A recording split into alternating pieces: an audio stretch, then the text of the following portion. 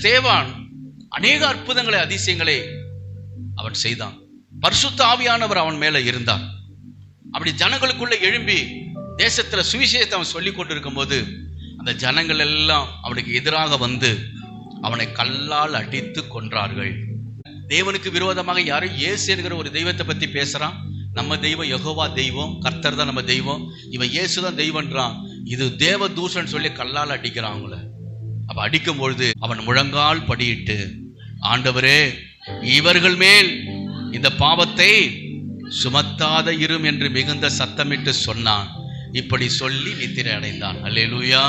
தன்னை கல்லால் அடித்தவர்களை மன்னித்து இந்த பாவம் அவங்க மேல சுமரக்கூடாது என்று அவன் ஜெபம் பண்ணினான். நம்மள 2 கேள்வி கேட்டுட்டா அவங்கள மன்னிக்கல, அவங்களுக்கு உடனே தண்டனை வரணும், உடனே நீங்க ஏதாவது செய்யுங்க ஆண்டவரே. நம்ம குணம் எப்படி இருக்கு? அப்ப நாம இதெல்லாம் சிந்தித்து மனம் திரும்ப வேண்டும். நம்மளை யாரும் எதுவும் சொல்லக்கூடாது. சொல்லிட்டா போச்சு, உடனே சாபமிடுறோம், உடனே ஏதாவது சொல்றோம், உடனே கர்த்தர் ஏதாவது செய்வார்னு சொல்றோம்.